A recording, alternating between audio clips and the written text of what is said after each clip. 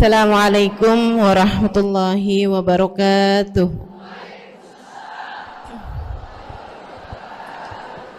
Alhamdulillah. Wassalatu wassalamu ala Rasulillah Muhammad ibn Abdillah wa ala alihi wa sahbihi wa man walah. Subhanaka la ilma lana illa ma 'allamtana innaka antal alimul hakim. Rabbi shrah li sadri wa yassir li amri wahlul 'uqdatan min lisani yafqahu qawli. Amma ba'du. Bismillahirrahmanirrahim. Athar, bekas-bekas kamu tuh, gitu ya. Itu semuanya ditetapkan sama Allah Subhanahu wa taala, gitu. Dan karenanya tidak ada apapun di atas muka bumi ini kecuali bakalan jadi saksi. Karena semuanya nih udah ketulisan jadi atharnya. Jadi athar kamu gitu. Gini maksud saya. Nih ya, yang kamu kerjakan sekarang dari hadir majelis ditulis sama Allah Subhanahu wa taala. Ditulis semua sama Allah. Nggak ada yang hilang, nggak ada yang sia-sia. Semuanya ditulis.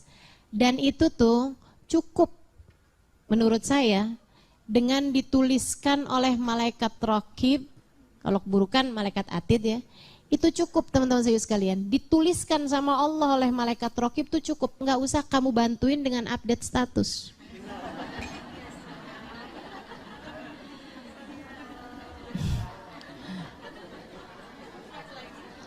Sholat duha kamu udah ditulis sama malaikat raqib atid, dah nggak usah kamu bantuin malaikat raqib dengan saya ringankan dah dengan saya taruh di Instastory. Kali-kali malaikat raqib lupa. 7:00:7:15 duha time. Kelakuan siapa tuh? Kenapa kamu gituin? Meringankan beban malaikat raqib. Gak usah, gak usah. Udah cukup. Inna nahnu nuhyil mauta wa naktubu ma qaddamu wa atharhum. Athar yang apa? Nih kamu hadir di sini nih. Nih, tanah yang kamu pijak, pintu yang kamu masuk, jalanan yang kamu lewati, semuanya jadi atharmu untuk nanti datang di hari akhirat menjadi saksi kebaikanmu. Menjadi saksi kebaikanmu. Makanya saya sampai pernah dengar bahwa majelis-majelis ilmu tuh udah kecatat siapa yang duduk di situ. Dari sebelum majelis ilmu itu jadi majelis ilmu. Masih jadi tanah itu udah kecatat teman-teman. Udah tertulis siapa yang nanti yang akan duduk di majelis ilmu ini, siapa yang bakal ngajar, itu udah dicatat tuh. Udah dicatat. Siapa yang ngaji, siapa yang datang awalan. Siapa yang datangnya telat. Iya kan? Emang kenapa Ustaz kalau datangnya telat? Ya nggak apa-apa, mungkin ada alasannya ya kan. Ya kalau ada alasannya ya insya Allah, walaupun telat juga nggak kurang-kurang pahalanya insya Allah. Itu sebabnya teman-teman saya sekalian, nih saya sekedar cerita ya. Cerita sih, kalau cerita yang bagus nggak pernah sekedar sebenarnya. Itu sebabnya teman-teman saya sekalian, kabarnya dulu tempat dari Darul Mustafa tuh pondok pesantren Habib Umar bin Hafid yang bangun, yang laki-laki namanya Darul Mustafa. Nah saya belajar itu di bagian perempuannya namanya Darul Zahra. Itu Darul Mustafa itu dari zaman masih nggak ada papa di situ, masih rawa-rawa. Itu ada salah satu wali min auliyaillah sekitar 30-40 tahun yang lalu. Itu udah ada yang datang ke sana, saya nggak inget namanya. Mohon maaf ini ya. Salah satu dari waliullah yang tinggal sekitar 30-an tahun yang lalu. 30 tahun sebelum Habib Umar bikin Darul Mustafa. Itu udah ada yang datang ke sana dan itu masih rawa-rawa teman-teman. Dia kemudian sholat sama murid-muridnya. Sama beberapa orang murid-muridnya datang berkunjung ke daerah tersebut. Namanya daerah Maula Aidit. Itu ya. Beliau kemudian sholat 2 rakaat di satu tempat, kemudian beliau bilang, ini nanti bakalan jadi masjidnya. Habis itu terus beliau jalan lagi gitu kan, terus beliau sholat lagi 2 rakaat, terus beliau bilang, ini nanti akan menjadi pondok pesantrennya. Beliau jalan lagi kemudian beberapa puluh meter gitu ya, berapa ratus meter. Kemudian beliau sholat lagi di satu tempat. Kemudian beliau bilang ini akan jadi tempat tinggalnya. Tempat tinggalnya Habib Umar bin Hafid. Itu dari sebelum, bahkan dari sebelum kelahirannya Habib Umar, teman-teman. Kakeknya Habib Umar bin Hafid namanya Habib Salim. Jadi Habib Umar itu Umar bin Muhammad bin Salim. Kakeknya Habib Umar bin Hafid jauh sebelum kelahiran Habib Umar tentu saja itu pernah bilang bahwa akan lahir seorang anak dari cucu saya, dari anak saya, gitu ya, ulama gitu kan. Ya bakhat man adrak zamanu walau yawman wahidan.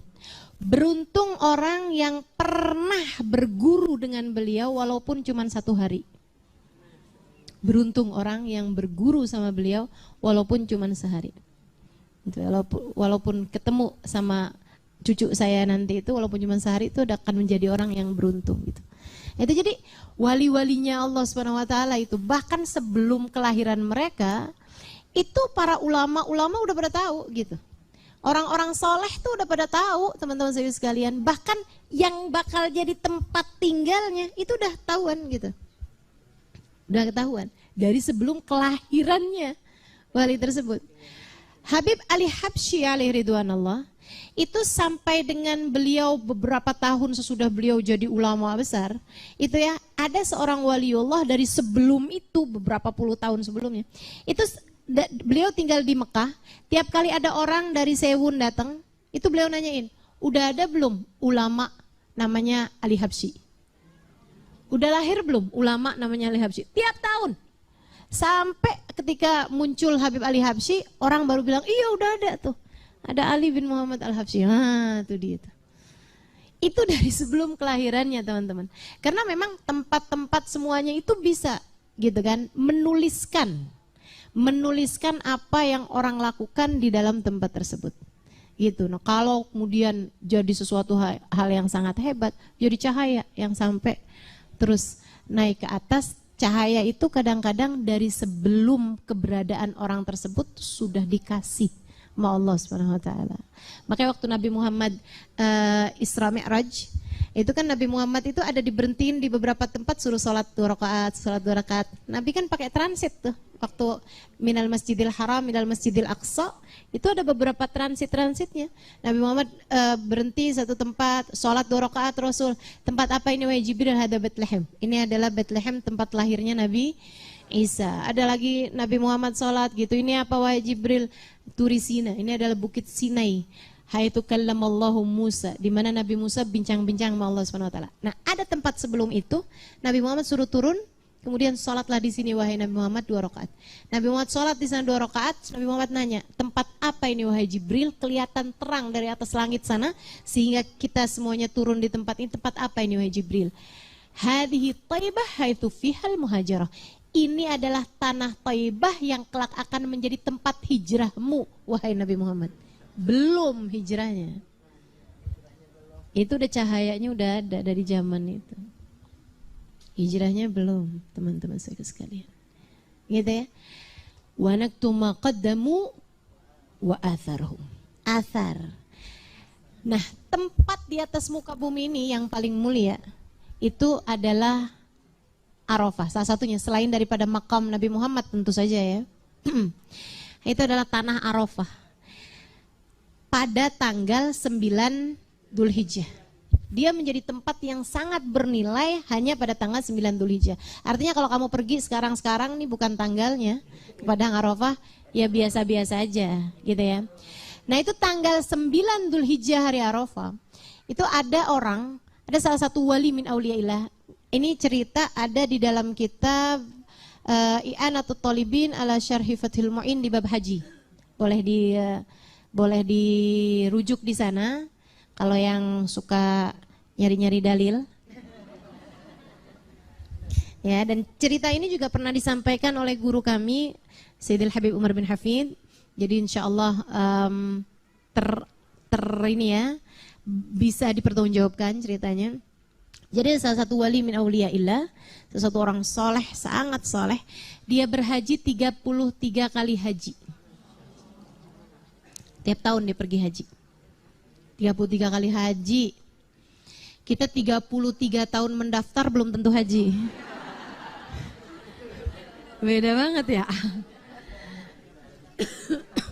Haji 33 kali haji. Sesudah dia pergi 33 kali haji, dia ngerasa kalau itu adalah kayaknya haji terakhir dia gitu. Orang soleh kan suka punya firasat untuk beliau kayaknya meninggal dunia tahun itu gitu ya. Akhirnya sudah 3 kali 3 haji itu, dia doa. Dia doa pas waktu di Mina ya, udah pas hari-hari terakhir gitu kan.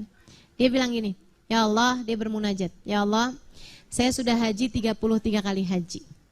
Ya Allah, satu haji yang terbaiknya buat saya. Pilihin deh pokoknya yang terbaik dari haji 33 kali itu, yang terbaiknya buat saya ya Allah. Yang satu buat ibu saya, yang satu buat abah saya. Sisanya berapa tuh? 30. Jadi 33 kali haji. Di akhir 33 kali haji itu dia ngerasa itu adalah haji dia yang terakhir. Dia bilang, ya Allah, satu haji di antara 33 ini yang terbaiknya pilihkan buat saya. Satu buat ibu saya, yang satu buat bapak saya.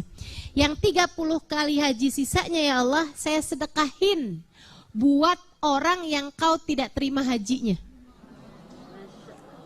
Ini doa antik juga nih. Dia bilang, saya sedekahin ya Allah buat siapapun yang hajinya tidak kau terima. Dia tidur, malam harinya dia mimpi. Dia serasa mendengar suara gitu ya. Dia bilang, "Waman yujud ala man khalaqal jud." Mana dia nih orangnya nih? Yang sok-sokan mau dermawan kepada yang maha dermawan. Itu kan kayak mau nyumbang sama Allah. Kan gitu kan? Ya Allah, siapa aja yang kau nggak kasih, nggak terima hajinya, kau nggak tetapkan dia hajinya, kau nggak terima gitu. Ya Allah, terimalah hajinya dengan haji saya ini. Gitu.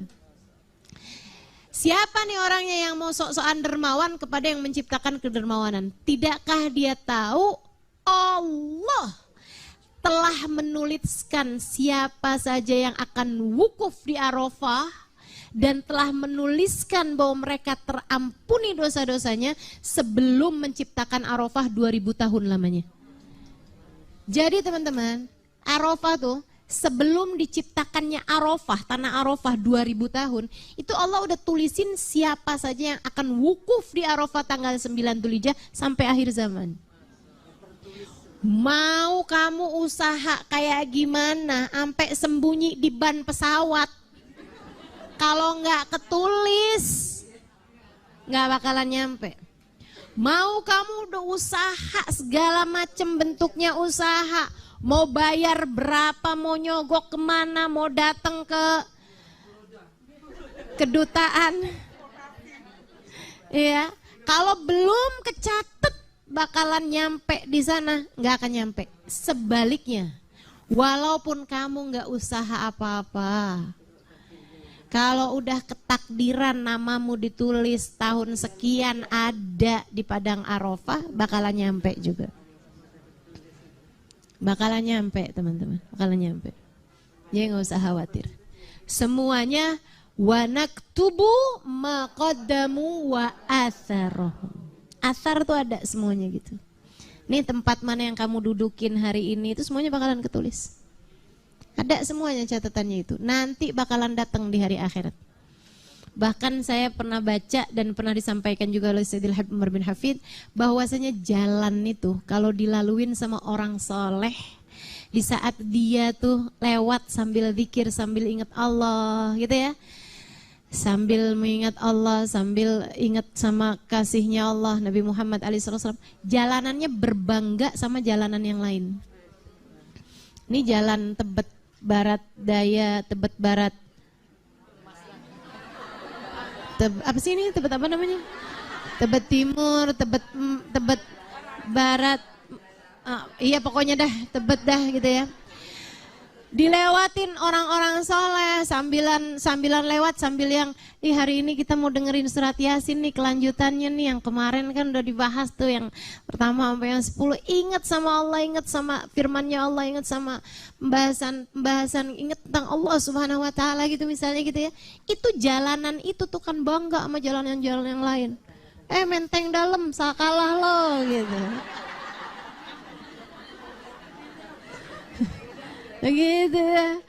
Mau jalanan kamu dong, saya dong hari ini dong dilewatin sama fulana, saya dilewatin sama fulan. Wah, hari ini banyak banget orang ingat sama Allah di jalanan sini. Ngiri-ngiriin sama yang lain-lain dia. Gitu.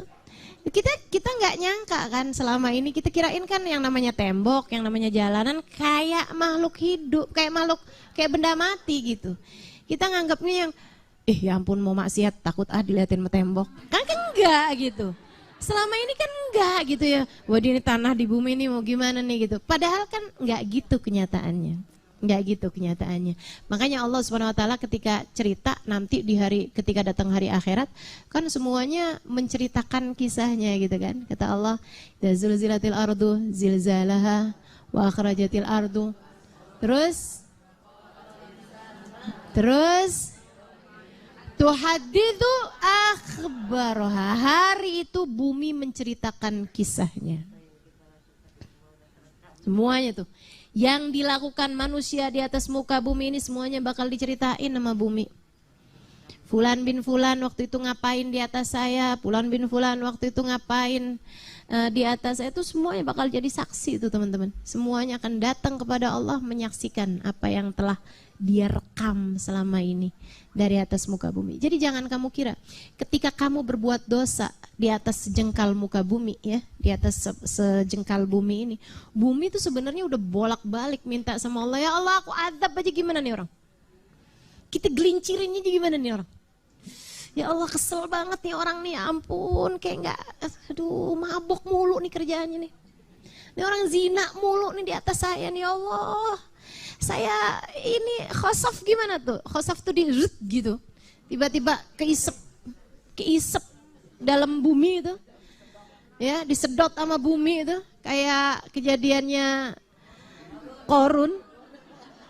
Kayak Korun tuh, gitu kan, diisep bumi teman-teman. Itu bumi tuh bolak-balik tuh. Saking aja sama Allah dibilangin, kata Allah, tungguin siapa tahu ntar dia taubat. Tungguin siapa tahu ntar dia taubat. Makanya kalau kamu taubat, kalau kamu lagi benar, itu segala tanah-tanah pada seneng tuh, pada girang. Jangan kamu kira tuh tembok-tembok sama cecek-cecek.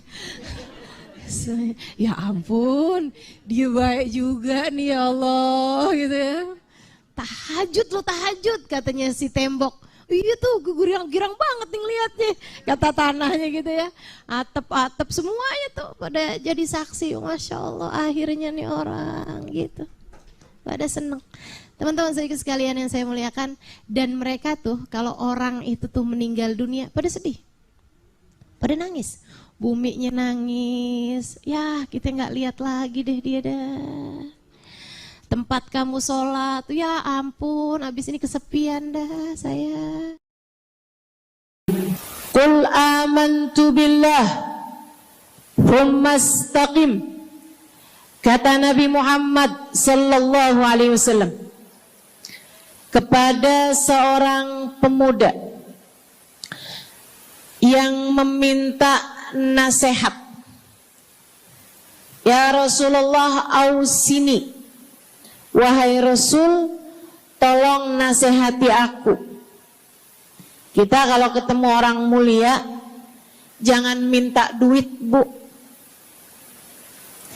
Kita kalau datang ketemu sama orang-orang yang kita tahu doanya mustajab, sangat soleh, hidupnya baik, apalagi jika dia adalah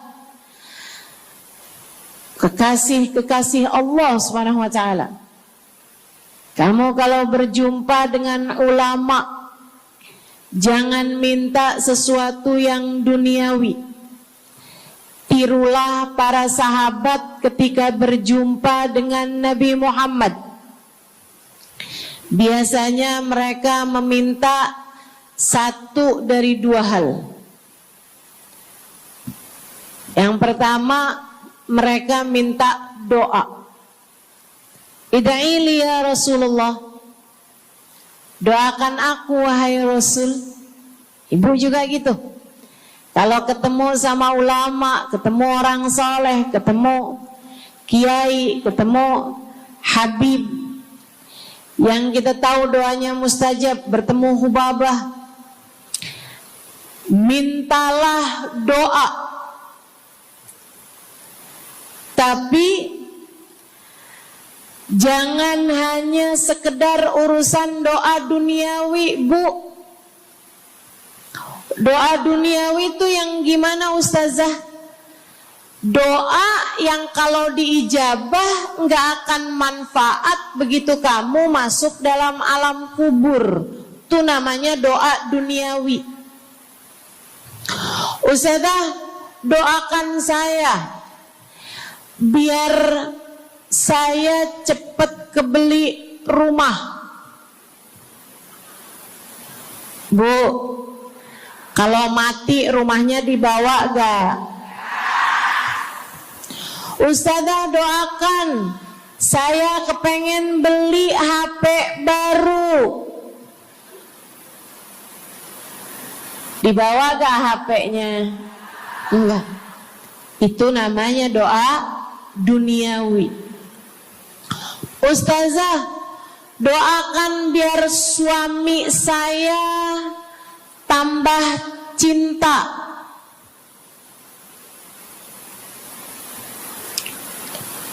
Kalau mati suaminya dibawa gak, Bu? Walaupun kamu mau, dia gak bakalan mau, Bu. Sesuatu yang sifatnya duniawi. Ustazah, doakan biar anak saya soleh. Duniawi apa bukan? Bukan. Sebab kesolehan anak akan jadi tambahan bekal bagimu ketika kamu masuk dalam alam kubur. Jadi nggak boleh nih Ustazah doa urusan duniawi atau minta didoakan urusan-urusan duniawi. Boleh, tapi jangan cuma itu. Nanti takutnya kamu nyesel. Kalau selama di dunia kamu doanya hanya untuk urusan dunia, takutnya begitu masuk dalam kuburan sudah tidak ada lagi doa yang akan Allah ijabah untukmu ketika kamu ada dalam alam kubur nanti. Sayang-sayang. Jadi kalau doa, prioritaskan urusan akhirat. Insya saya berasa banget jadi orang yang sering dimintain doa sekaligus juga sering minta doa. Saya kalau ketemu orang saleh, ketemu habaib, ketemu hubabah, saya akan minta doa, nggak pernah minta duit saya.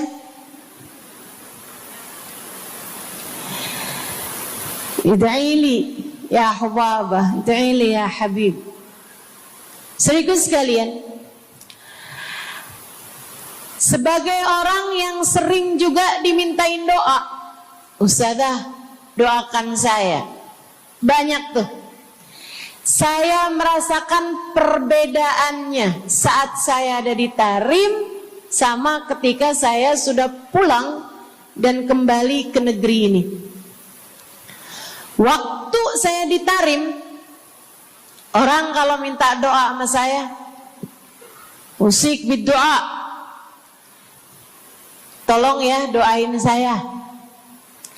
Saya suka tanya, doa apa? Selalu aja, hampir semuanya mengatakan hal yang sama. id'ili bihusnil khatimah. Doakan saya biar husnul khatimah. Begitu nyampe ke Indonesia, kalau ada orang bilang, Ustazah doain saya, biasanya lanjut tuh, doanya minta apa langsung dibilang, gak pakai tanya. Ustazah doain saya biar utang cepat lunas. Ustazah doain saya biar cepat dapat jodoh. Ustazah doain saya biar jadi orang kaya. Ustazah doain saya biar suami nggak mendua. Ya Allah, ternyata kebanyakan orang kita kalau minta doa seringnya urusan duniawi. Bukan berarti nggak boleh, boleh aja sih.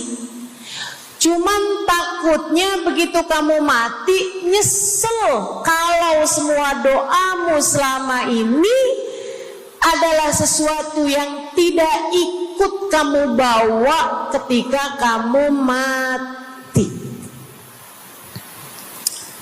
Kalau kita lihat para sahabat ketika mereka berjumpa dengan Nabi Muhammad, selalu saja banyak di antara mereka yang minta doa.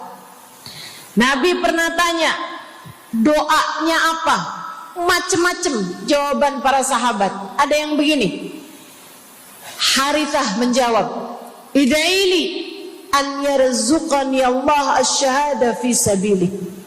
Rasul, doakan saya biar saya dikaruniai mati syahid di jalan Allah.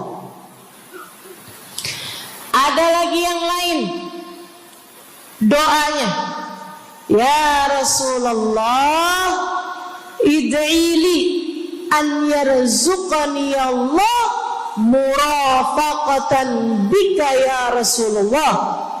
Doakan biar saya nanti di masa sesudah kematian saya, di masa akhirat nanti bisa mendampingimu wahai Rasulullah, bisa berjumpa denganmu wahai Rasul, bisa ada dalam rombonganmu wahai Rasulullah.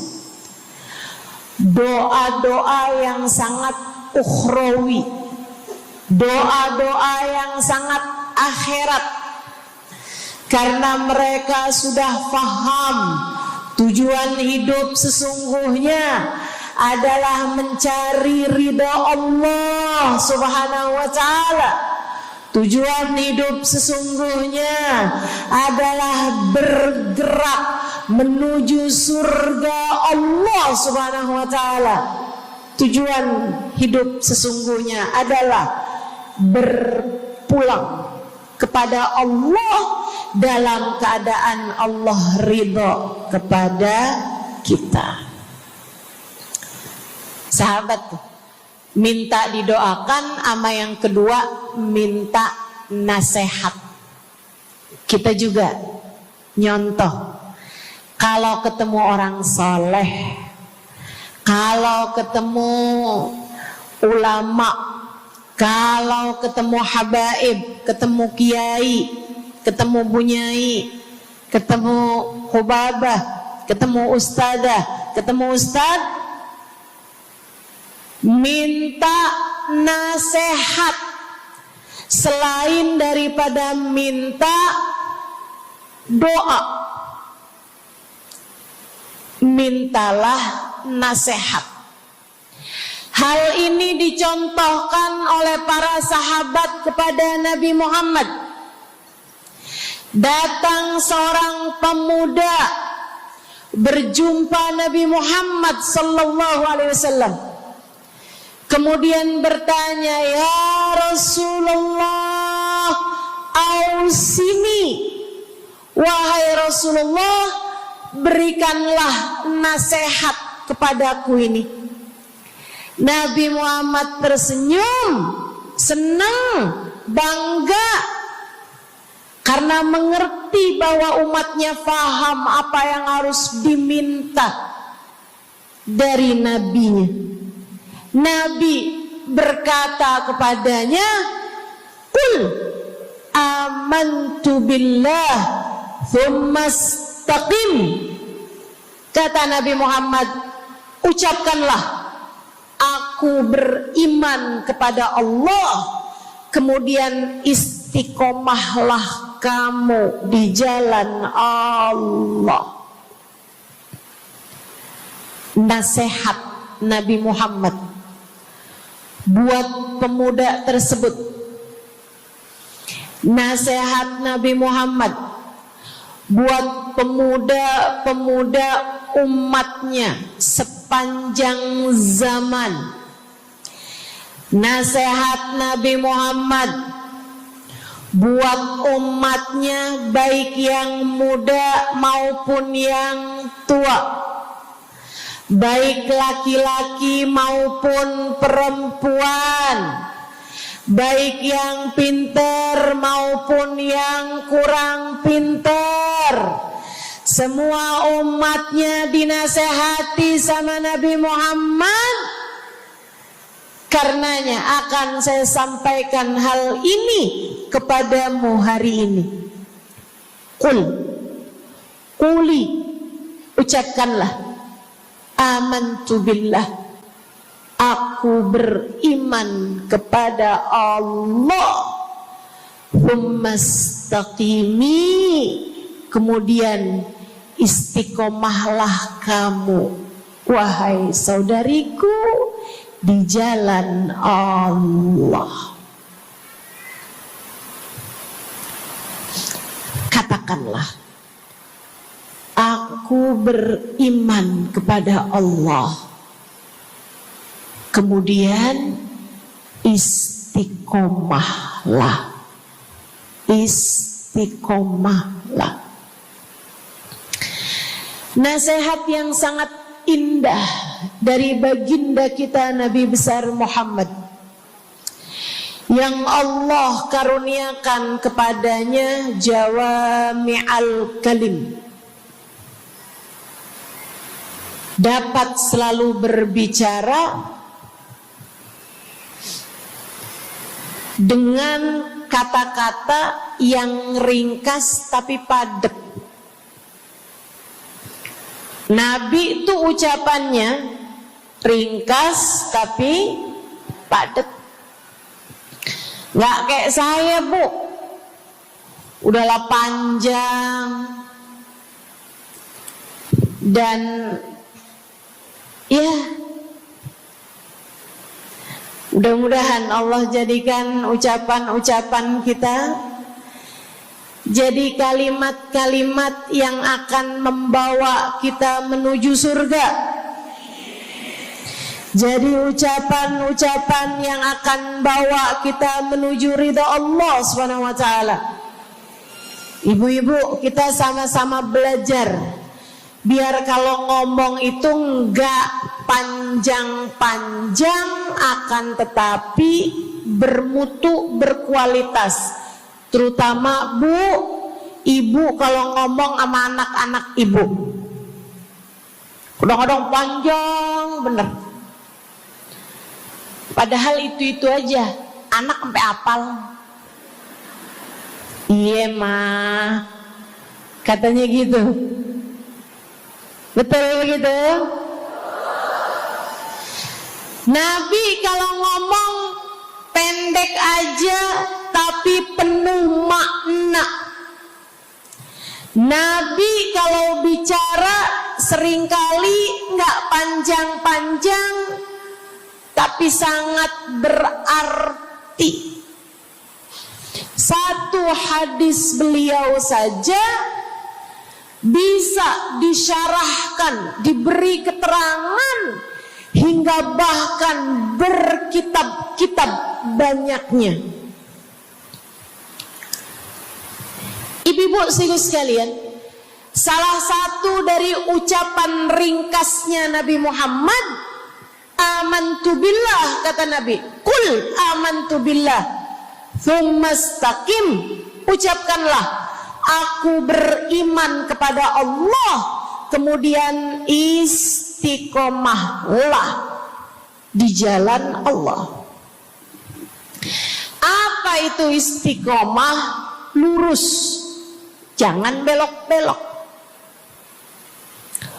Lurus, jalan terus. Jalannya adalah jalan yang lurus. Itu yang selalu kita minta dalam tiap rakaat sholat kita. Kita berdoa kepada Allah, ihdinas siratal, ya Allah, tempuhkanlah untuk hidup kami ini jalan-Mu yang lurus. Sama kayak kamu lagi bilang, ya Allah, karuniakanlah dalam kehidupan kami keistiqomahan di jalan-Mu ya Allah. Kamu selalu minta istiqomah 17 kali sekurangnya tiap hari. Betapa sangat pentingnya istiqomah ini, saudaraku sekalian. Berada dalam jalan yang lurus. Saya mau bahas jalan lurus yang dimaksud ini apa aja. 1, kamu harus lurus imannya. Amantu billah, aku beriman kepada Allah. Kata Nabi Muhammad sallallahu alaihi wasallam, qul amantu billah, ucapkanlah aku beriman kepada Allah. Maka istiqomah tersebut yang nomor 1 adalah dalam urusan keimanan. Bu, Kak, Dek, Nak, yang lurus imanmu. Iman yang lurus tuh yang gimana, Ustazah? Iman yang lurus adalah memahami 2 kalimat syahadat yang menjadi pintu gerbang keimananmu. Orang kalau masuk Islam, dia jadi orang yang beriman, dia mengucapkan kalimat syahadat. Apa itu? La ilaha illallah. Yang pertama. Yang kedua, Muhammad Rasulullah. Tidak ada Tuhan selain Allah. Itu harus kamu miliki dalam hatimu secara lurus, istiqomah. Gak ada Tuhan selain Allah. Jangan hari ini Tuhannya Allah, besoknya Tuhannya duit. Apapun aja yang disuruh sama duit, yang ada duitnya, yang haram-haram pun diterjang. Lah kenapa begitu? Saudaraku sekalian, qul amantu billah, ucapkan aku beriman kepada Allah. Aku faham arti la ilaha illallah. Tidak ada Tuhan selain Allah. Tidak ada yang mengatur kehidupan selain Allah. Tidak ada yang memberi rezeki selain Allah. maka berimanlah kepada Allah. Kalau ada istri bilang sama suaminya, kalau kamu nanti pulang bawa duit, ahlan wa sahlan, selamat datang. Tapi kalau kamu pulang nanti nggak bawa duit, silakan tidur di luar.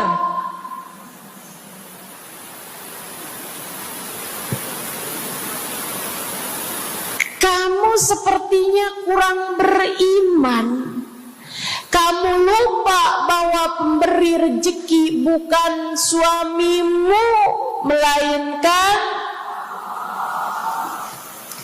yang ngasih rezeki itu cuma satu, Bu. Namanya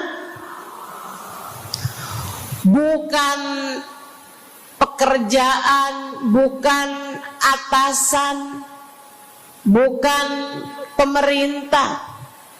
Yang ngasih rezeki cuma Allah Subhanahu wa ta'ala. Maka berimanlah atas hal itu. Jangan nyalahin si ini, nyalahin si itu. Imanmu benerin. Imanmu benerin. Banyak orang saya liatin itu suka pada repot urusan rezeki. Banyak banget.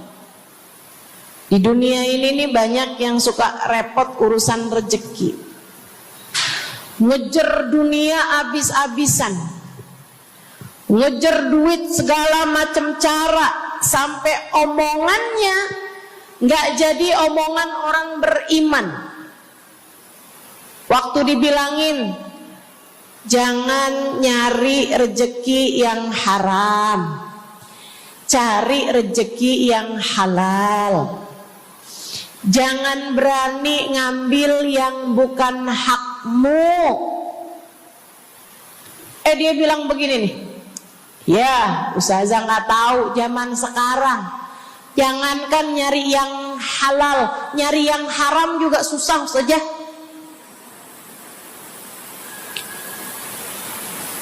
Itu omongan orang nggak beriman. Kamu mesti ngerti dulu. Kalau yang kamu minta adalah urusan rezeki, dengerin. Kalau yang kamu minta urusan rezeki, kamu harus datang kepada alamatnya. Yang sering kali membuat kamu setengah mati urusan rezekimu, sampai mau-maunya menghinakan diri, minta-minta sama orang, berharap dari orang. Seorang ibu berharap dari anaknya, seorang istri berharap dari suaminya. Saudariku sekalian, yang sering kali membuat kamu tersiksa urusan rezeki adalah karena kamu salah alamat. Kamu salah alamat. Kamu sedang tersesat jalan. Kamu sedang salah arah. Makanya jadinya kemana-mana kamu nggak nemu. Orang alamatnya aja salah. Ini kalau kamu mau ke Kubah Mas, tapi kamu perginya ke Taman Mini, nyampe apa nggak nyampe? Dapat apa nggak majelisnya? Nggak dapat. Kenapa? Salah alamat. Yang dicari Kubah Mas, kamu perginya ke Keong Mas. Nggak nyampe, nggak dapat. Saya kasih tahu padamu, alamat rezekimu ada pada Allah. Alamat rezekimu ada pada Allah. Alamat rezekimu ada pada Allah. Allah, maka berimanlah kepadanya. Fahamilah arti la ilaha illallah. Tidak ada Tuhan kecuali Allah. Gak ada yang ngasih rezeki selain. Kamu lagi sakit, kamu mau nyari obat, saya kasih tahu alamat obatmu. Alamat yang bisa menyembuhkanmu hanya satu, namanya urusan rezeki. Allah sudah bilang, huwar razzaq dzul quwwatil matin. Allah lah satu sang pemberi rezeki, Allah lah satu sang pemilik kekuatan sejati. Jadi kamu kalau mau nyari rezeki, datanglah ke alamatnya, datanglah kepada Allah. Kamu lagi mau nyari kesehatan, jangan salah alamat. Datanglah kepada sang pemilik kesehatan. Alamatnya yaitu Allah yang telah mengatakan, فَإِذَا مَرِضْتُ فَهُوَ يَشْفِينِ. Katanya Nabi Allah Ibrahim, apabila saya sakit, maka hanya Allah lah yang maha menyembuhkan. Berarti nggak boleh pergi ke dokter gitu Ustazah? Silahkan pergi ke dokter, pergi ke apotik, datang kepada orang yang doanya mustajab, minta didoakan. Tapi semua hanyalah sebab, semua hanyalah wasilah. Sang penyembuh sejati adalah Allah. Saudariku sekalian yang saya muliakan, kalau kamu merasa saya lemah Ustazah, gak punya kekuatan, kalau kamu merasa saya bodoh Ustazah, saya tidak mengerti di mana alamat ilmu, di mana alamat pengetahuan. Bu, Kak, Nak, anak-anak nih yang masih lagi belajar di pondok pesantren, yang masih lagi belajar di mana-mana, saya kasih tahu padamu, alamat ilmu ada pada Zat yang Maha Satu, namanya Allamal insana malam ya'lam. Allah lah yang mengajari manusia apa yang tidak dia ketahui. Pengen dapat ilmu, datanglah kepada Allah. Pengen punya kekuatan, datanglah kepada Allah. Saya udah tua Ustazah, saya janda pula Ustazah, saya nggak punya kekuatan ya Ustazah. Kekuatanmu hanya ada pada Zat yang Maha Satu, Allah Subhanahu wa Ta'ala. Datanglah selalu padanya. Imanmu jangan biarkan ia naik turun. Imanmu biarkan ia kokoh di dalam hatimu. Jangan percaya kalau ada yang bilang kekuatan ada pada uang. Jangan percaya. Percaya hanya satu aja, kekuatan ada pada Allah. Jangan percaya orang bilang kekuatan ada pada kecantikan. Kalau kamu cantik, kamu kuat, suamimu gak akan kemana-mana. Jangan percaya, Bu. Percaya hanya satu aja, kekuatan ada pada Allah Subhanahu wa ta'ala. Kamu takut terjadi hal-hal yang buruk bagimu, bagi anak-anakmu. Kamu kepengen ada yang jaga. Ibu gak usah pusing-pusing mau nyari bodyguard, gak usah pusing-pusing mau sewa security, pengamanan.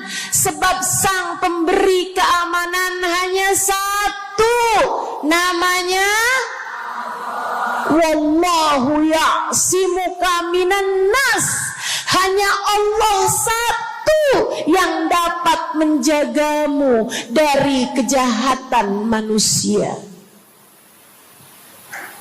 Qul a'udzu birabbin nas.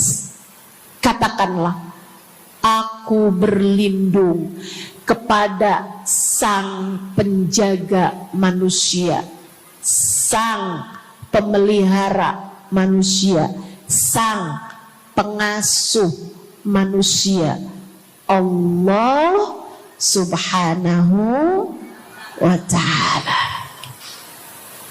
Berimanlah padanya, istiqomahlah, Bu.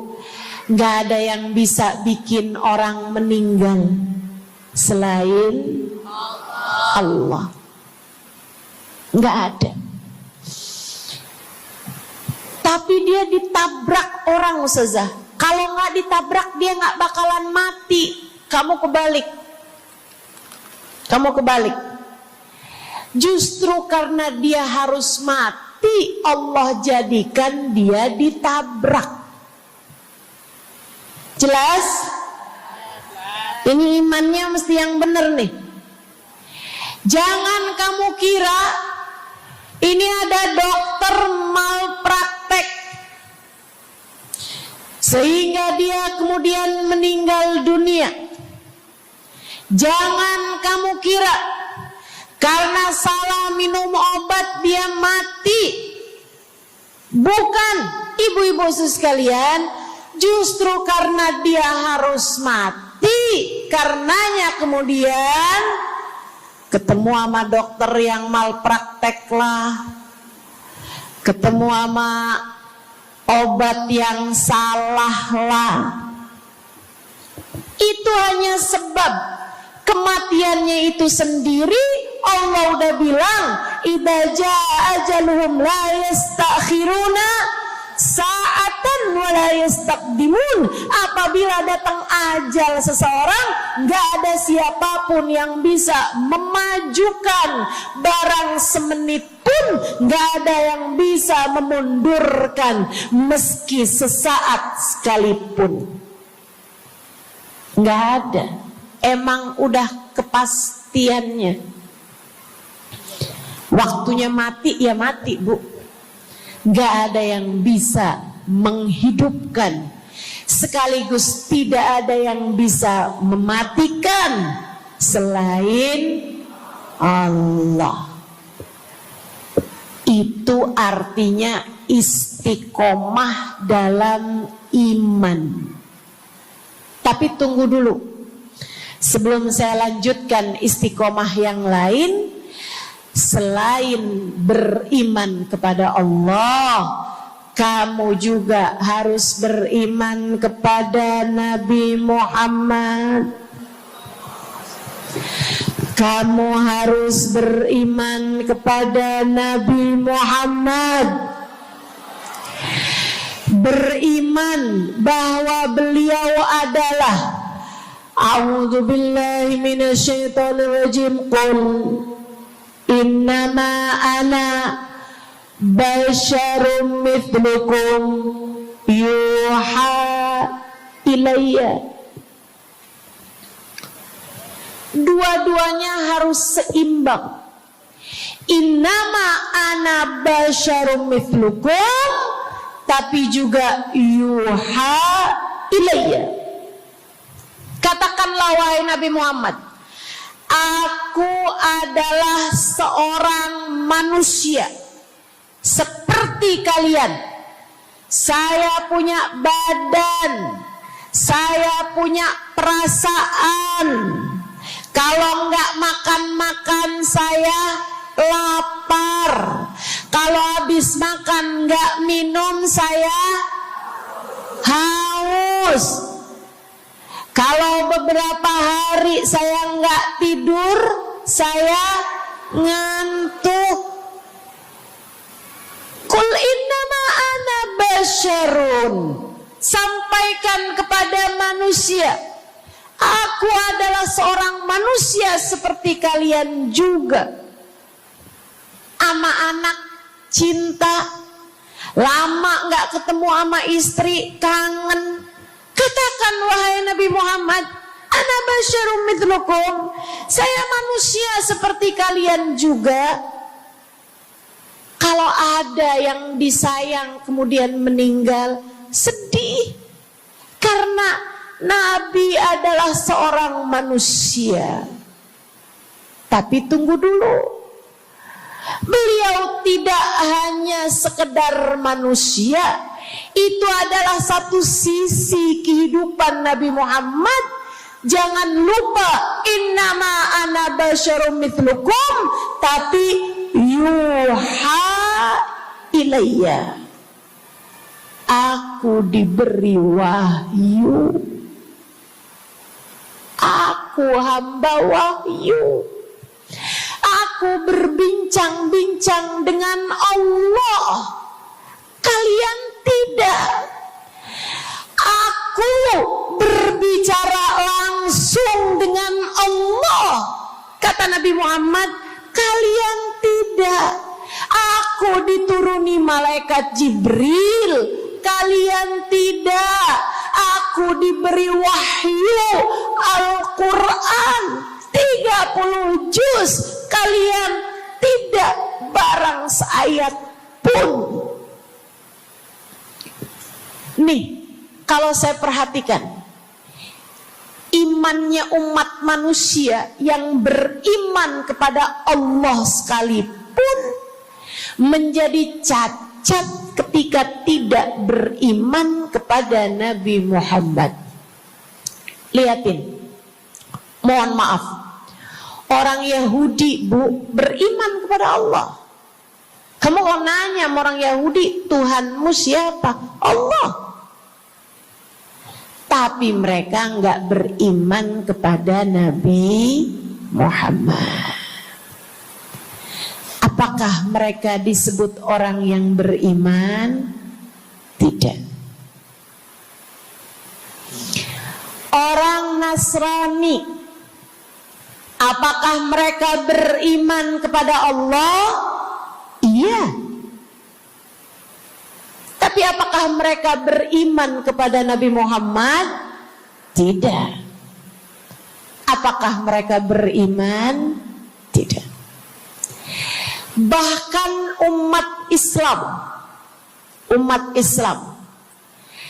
ada yang mempercayai sesudah Nabi Muhammad ada nabi yang lain, namanya Mirza Ghulam Ahmad, sehingga mereka menyebut agama mereka Islam, tapi agama Islamnya pakai ada kelanjutannya, Islam Ahmadiyah. Apakah mereka beriman? Tidak. Sebab syarat iman selain la ilaha illallah juga ada Muhammad Rasulullah. Bahkan Bu, ada banyak di antara kita orang-orang yang Iman kepada Allah luar biasa. Tapi kalau urusan kepada Nabi Muhammad, kalau lagi diceritain Isra Mi'raj, dia bilang Nabi Muhammad tuh gak usahlah segitu amat diperayakan Isra Mi'rajnya. Nabi Muhammad tuh Isra Mi'raj cuman sekedar ruhnya aja, badannya nggak pakai Isra Mi'raj. Jadi Nabi itu orang ngelihatnya kayak tidur aja, ruhnya aja yang melayang-layang. Isra Mi'raj bener, tapi ruhnya aja, badannya nggak pakai pergi. Jadi kalian nggak usah berlebih-lebihan sama Isra Mi'raj. Oh kenapa gitu? Kamu gak percaya sama Isra Mi'raj, sama badan-badannya Nabi sekalian, kamu gak percaya, kenapa? Ya karena itu gak masuk akal. Manusia kan gak bisa kayak gitu. Nabi Muhammad kan manusia. Kamu lupa bahwa Nabi walaupun manusia, beliau adalah yuha ilayya. Beliau adalah hamba wahyu. Ketika diceritakan tentang mukjizatnya Nabi Muhammad yang bisa memperbanyak makanan, bahkan ada ghazal, ada rusa yang berbicara dengan Nabi Muhammad, ada unta yang sujud kepada Nabi Muhammad, ada pohon yang datang kepada Nabi Muhammad dengan mencabut akarnya, kemudian berjalan dengan akarnya menuju Nabi Muhammad. Ketika dipanggil, kemudian sujud pohon tersebut kepada Nabi Muhammad sallallahu alaihi wasallam dan bertanya, "Mengapa engkau memanggilku wahai Nabi?" Dia nggak percaya, nggak masuk di akal. Itu hanyalah dongeng. Kita bilang tapi hadisnya sahih. Riwayatnya Ibnu Mas'ud yang menceritakan hal itu, hingga bahkan Sahibul Burdah menuliskannya. Katanya Sahibul Burdah Imamul Busiri, ja'at lidakwatihil asjaru sajidatan tamshi ilaihi ala saqin bila qadami. Datang ketika dipanggil sama Nabi Muhammad pepohonan. Mereka datang dengan, mereka berjalan dengan akar-akar mereka, kemudian sujud di hadapan Nabi Muhammad. Ini tentang iman. Mereka gak percaya. Mereka ngakunya paling beriman. Mereka ngakunya paling lurus imannya. Tapi kenapa kalau mengenai Nabi Muhammad kamu menjadi timpang? Ketika melihat orang ramai-ramai bersolawat kepada Nabi Muhammad, mereka kegerahan. Ketika melihat orang-orang ramai datang ke majelis-majelis maulid, merayakan, bergembira atas lahirnya Nabi Muhammad, mereka kegerahan sampai mereka bikin GAM. Apaan tuh? Gerakan anti maulid. Oh, ada lagi mereka menyebut diri mereka GAS. Apaan tuh? Saya tanya. Gerakan anti solawat lah. Kenapa kamu kegerahan sama Nabi Muhammad? Hah? Kenapa kamu ngerasa kayak takut banget umat begitu cinta sama Nabi Muhammad? Ada apa denganmu? Kamu lupa Nabi Muhammad memang manusia, tapi Qul innama ana basyarum mithlukum yuha ilayya. Jangan pernah pisahkan Nabi, meskipun beliau seorang manusia seperti kita, tapi beliau adalah hamba wahyu. Beliau adalah hamba wahyu. Kamu gerah banget orang bersolawat sama Nabi Muhammad. Ada masalah apa sama kamu? Kamu gerah banget orang baca maulid Nabi Muhammad. Bahkan ada orang-orang yang ngaku paling Islam, tapi gerah banget ngelihat orang berziarah ke makam Nabi Muhammad. Ada masalah apa sama kamu? Yang bermasalah bukan kami umat Nabi Muhammad. Yang bermasalah adalah imanmu. Sebab ketika kita diminta beriman kepada Nabi Muhammad, jangan hanya fokus kepada kemanusiaan Nabi Muhammad, fokuslah pula kepada beliau sebagai hamba wahyu. Saudaraku sekalian yang saya muliakan, istiqomah dalam iman. Beriman kepada Allah, beriman kepada Rasulullah. Cinta kepada Allah, cinta kepada Rasulullah. Cinta kepada Rasulullah, cinta kepada keluarga Rasulullah, cinta kepada sahabat Rasulullah, dan istiqomahlah dalam cinta tersebut. Jadi istiqomah menuju ridha Allah yang pertama adalah istiqomah dalam iman. Yang kedua, istiqomah dalam taat. Bu, Kak, istiqomah dalam taat. Kamu disuruh salat,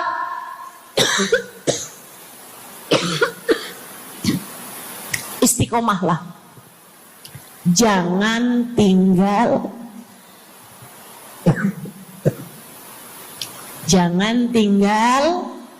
sholat.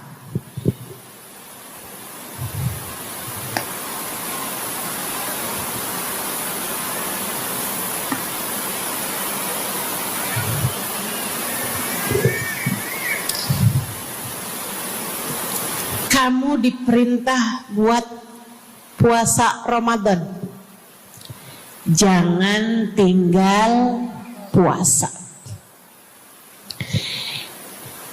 Yang kemarin puasanya bolong karena menstruasi, karena haid, karena nifas misalnya, kamu wajib untuk bayar hutang puasa di hari-hari yang seperti ini. Jangan sampai hutang kamu nggak dibayar. Kadang-kadang sampai Syakban belum lunas juga. Pas ditanya, kamu kok nggak bayar-bayar utangnya tuh? Habisnya nggak ada yang nagih. Kamu minta siapa yang nagih? Israel. Jangan sampai datang malaikat Israel mencabut nyawamu, sementara kamu masih punya hutang puasa yang belum kamu lunasi. Kamu diperintah Allah buat taat. Istiqomahlah dalam jalan taat anakmu jangan tinggal perintah Allah. Dek, kalau kamu dilamar sama laki-laki yang gak sholat, jangan mau. Tapi dia baik, Ustazah. Baik menurut siapa? Dek, orang ninggal sholat artinya dia ninggal Allah. Saya bilangin, kalau Allah aja dia tinggal, apalagi kamu.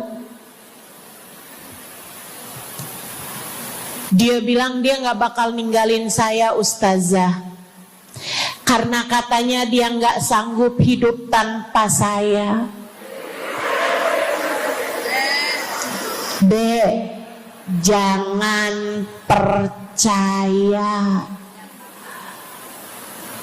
Jangan percaya. Allah aja dia tinggalin loh, apalagi kamu.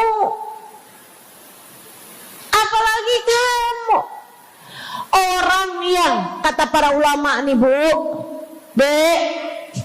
orang yang peringatan Allah tidak bermanfaat padanya, dia tidak akan bermanfaat dengan peringatan siapapun.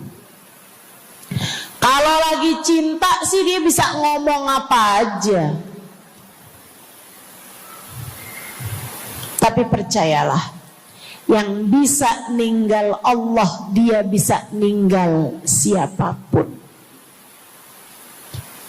Istiqomahlah di jalan Allah. Istiqomah di jalan Allah. Jangan berani ninggal Allah.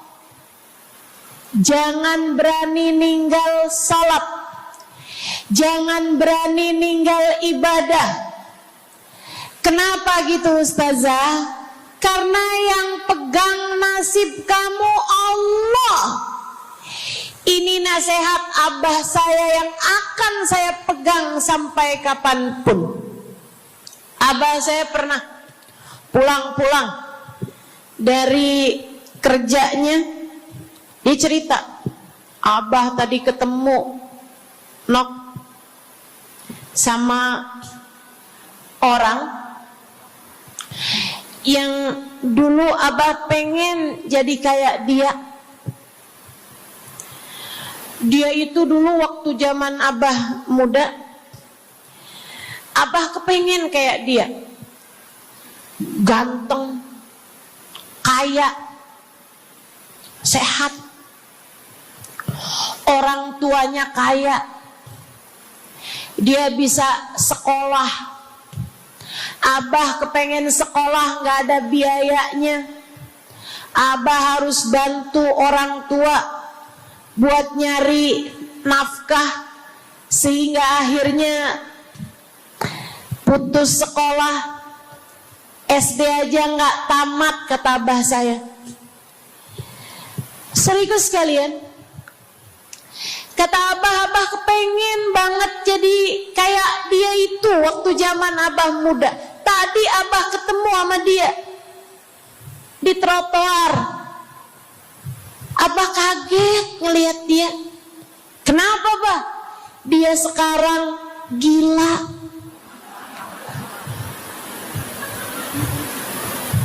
Jadi orang gila di trotoar.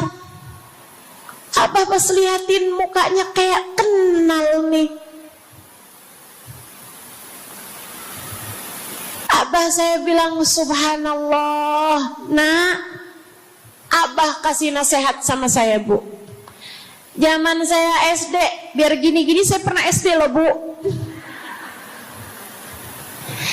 Abah saya bilang, nah, ternyata hidup yang paling penting nasib. Dan ingat nak, nasib adanya di tangan Allah. Maka kalau kamu kepengen nasib kamu bagus, jangan pernah tinggal Allah. Itu Itu nasihat abah saya pegang terus sampai dengan sekarang. Kamu dalam hidup yang penting nasib. Yang paling penting buat anak-anak kamu dalam hidup mereka adalah nasib. Ibu, nasib. Bukan ilmu, bukan harta, bukan sehat, bukan. Yang paling penting dalam hidup anakmu adalah nasib. Bukan cakep. Kamu nak dalam hidup harus cakep nak. Nanti nak, kalau zaman-zaman akhir nanti ada cara buat mempercantik diri. Pakai nak, operasi plastik, ayo nak. Filler lah, tarik benang lah, semua kerjain nak. Yang penting dalam hidup cantik. Kamu jangan sampai kayak mamah kamu ini nak. Bapak kamu buka cabang di mana-mana. Bukan. Yang paling penting bagi anakmu di hidup mereka di dunia sebelum kelak di akhirat nanti adalah nasib.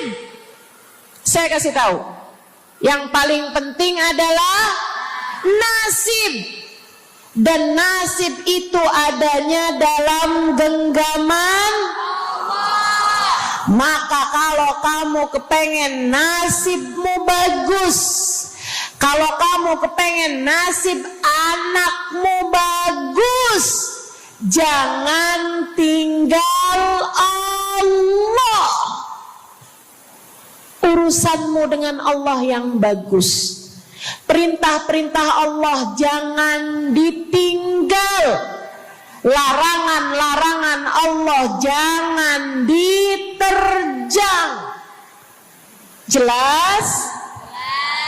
Yang di belakang jelas? Saya ingat Bu, saya punya guru namanya Hubabah Bahiyah. Saya kalau jumpa sama beliau, saya selalu minta doa. Saya ceritakan tuh di buku Bidadari Bumi yang pertama. Beliau sangat enggan mendoakan orang lain. Kalau dimintain buat doa tuh beliau jarang-jarang mau doain. Beliau selalu bilang, doa aja sendiri, kata beliau begitu. Bukan karena beliau pelit, doa yang gratis pun gak mau gitu, bukan. Melainkan karena beliau sangat tawadhu, merasa bahwa doamu bisa jadi lebih mustajab daripada doaku. Sehingga beliau selalu bilang, berdoalah sendiri aja, saya rasa doamu lebih mustajab. Semacam itu. Tapi alhamdulillah saya dekat dengan beliau, sehingga beliau bahkan tanpa saya minta seringkali mendoakan saya. Dan doa yang sering saya dengar dari lisan beliau ketika mendoakan saya, yang saya rasa doa beliau sekarang mustajab untuk diri saya. Beliau sering berkata begini nih, asa nasibak zain ya Halimah, asa nasibak zain ya Halimah. Semoga nasib kamu bagus nak, semoga Allah kasih nasib kamu yang indah Halimah. Masya Allah, saya ngerasa sekarang nasib saya bagus Bu. Ibu ngerasa gitu juga nggak? Menurut ibu, saya orang yang nasibnya bagus apa nasibnya sial? Bagus nasib saya, alhamdulillah. Gimana nggak bagus? Hari ini saya bisa berjumpa denganmu, bisa kumpul-kumpul dalam rangka baca maulid, dalam rangka sholawatan bareng, dalam rangka menyampaikan ilmu. Kurang bagus apa nasib saya? Kesibukan saya mirip sama kesibukannya para ulama-ulama. kesibukan saya mirip sama kesibukannya hamba-hamba tercinta di sisi Allah Subhanahu wa ta'ala. Gimana nggak bagus nasib saya? Maka ibu-ibu saudaraku sekalian, bisa jadi nih saya dikasih nasib bagus karena berkat doanya Hubabah Bahiyah juga buat saya.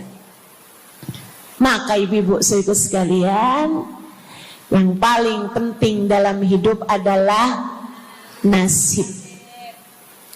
Kalau kamu kepengen nasib kamu bagus, jangan tinggal Allah. Tetaplah istiqomah dalam jalan Allah. Jadi hamba Allah yang taat. Sholat jangan tinggal, zakat jangan tinggal, sedekah jangan tinggal, Quran jangan tinggal, sholawat jangan tinggal, zikir jangan tinggal, puasa jangan tinggal. Selebihnya istiqomah dalam jalan Allah adalah istiqomah meninggalkan dosa. Istiqomah dalam jalan Allah yang nomor 3 adalah istiqomah menghindari dosa. Dan kalau udah terlanjur dikerjakan dosanya, taubatin. Minta ampun sama Allah. Istighfar, ya Allah, kok saya ngerjain dosa lagi ya Allah, ampunin.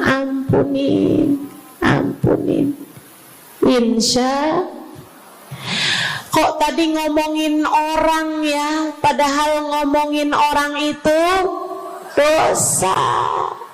Ya Allah ampunin, ya Allah ampunin. Gak pinter jaga lisan.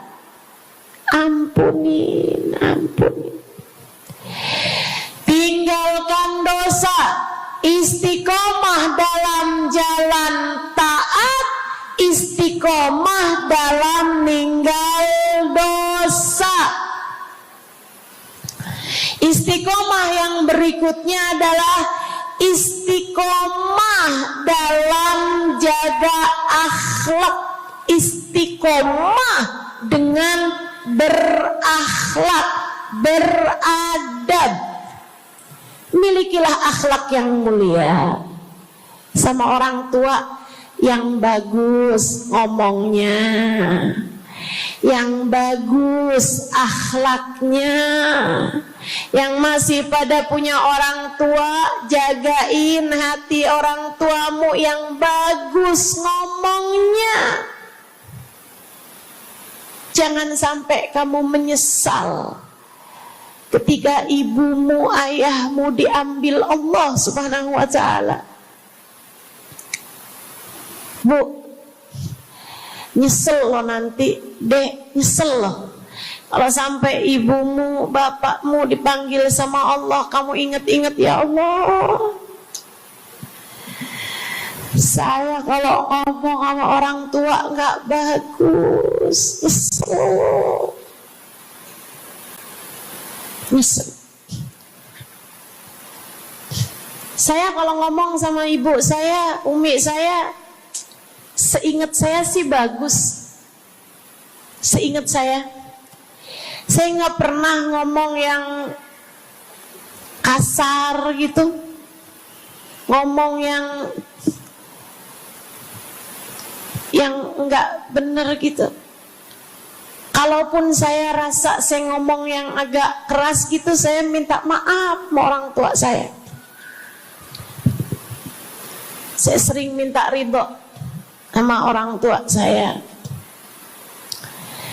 Tapi segitunya orang tua saya meninggal, ibu saya meninggal, saya nyesel banget. Nyesel. Seharusnya ada lebih banyak kalimat-kalimat indah saya sampaikan kepada beliau. Seharusnya ada lebih banyak keindahan-keindahan akhlak saya berikan kepada beliau. Seharusnya ada lebih banyak pelukan-pelukan, cium tangan saya, cium pipi saya kepada beliau. Karena ternyata begitu meninggal dunia, hal-hal itulah yang saya rindukan. Ayo yang masih pada punya orang tuanya, yang sayang sama orang tua, yang akhlak sama orang tua, insya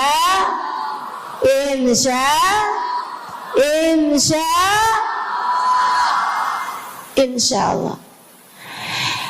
Belajar kita buat jaga akhlak, istiqomahkan akhlakmu, luruskan akhlakmu kepada orang-orang terdekat denganmu.